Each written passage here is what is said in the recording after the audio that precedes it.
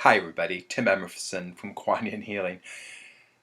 We all know that seeds create plants, right? If we have good seeds, we can grow plants just like that. Lush manifestations from small hard stone-like bits. Or can we?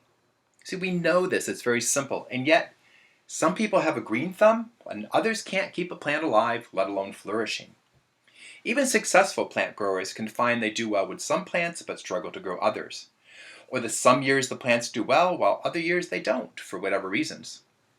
And even when a grower is on top of all that, seeds are still dependent on the right soil, the right moisture, the right environment, and the right time of year, for some plants even when grown indoors.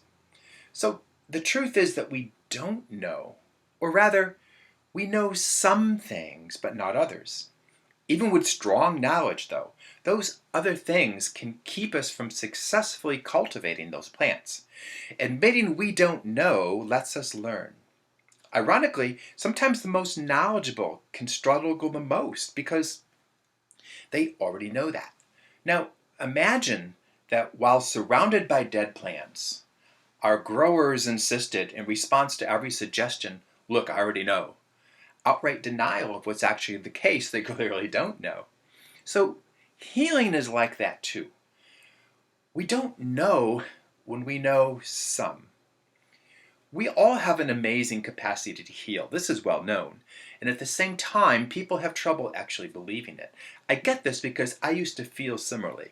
I thought a few gifted masters might live continually healthy lives. Then I gradually learned that we can cut the duration of injury and illness quite markedly.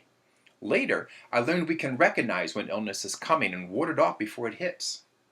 And finally, I learned that indeed, not only can we live continually healthy lives, but also that many people do around the world, including in the West. So why aren't we all mainly healthy? It's because we only think we know what we know. That's the problem with partial knowledge, even extensive knowledge. We have so many of the pieces, but without all the parts, we don't have a functioning solution. And that's why comprehensive, demonstrable approaches work better than trying the things we know.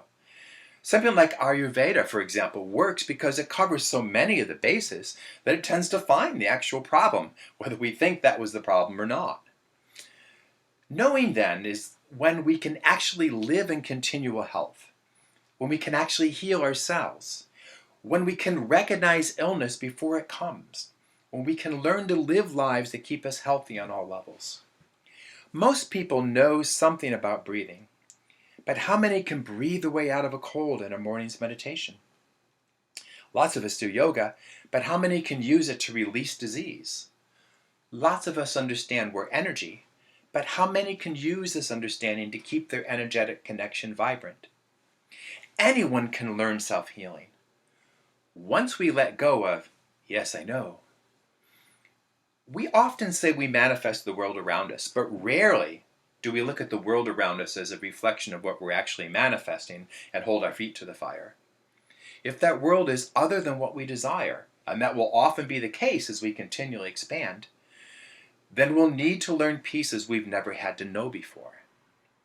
And if our health and healing is not as we'd want, then we need to grow into these new levels. If you'd like to learn more about self-healing, that anyone can do with a little help and instruction, have a look at 11 Paths to Self-Healing.